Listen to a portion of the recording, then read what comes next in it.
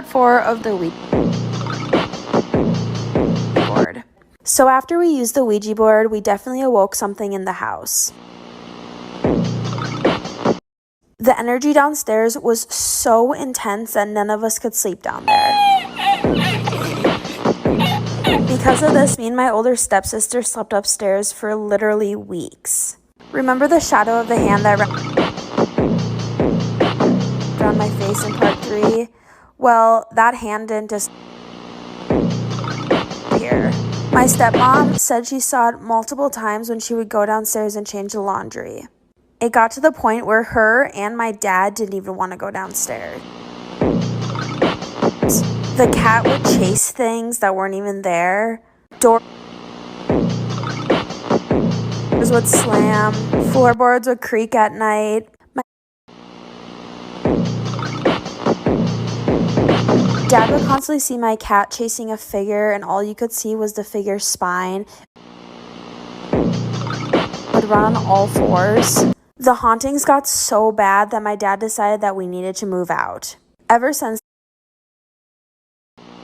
then, nobody has lived in that house for longer than 2 months. The first story starts when I was 2. I don't remember it much, but my parents have told me this multiple times. We lived in this little white house. It was very old. My parents used to always hear me laughing and playing in my room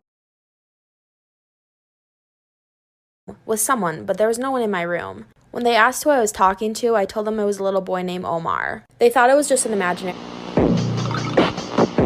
friend, but now that I think back on it, when I was 3 and 4, I did see someone. He was always very kind to me. I would play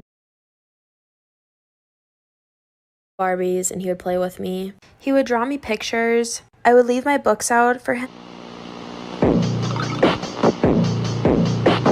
so he could read while I was at preschool. I would tell him about my days and he would tell me about his. But things started to get really weird once my brother was born, and that is when my parents started to see him too.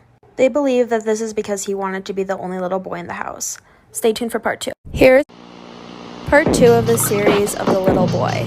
When my brother was born, my parents used to sense and see the little boy as well.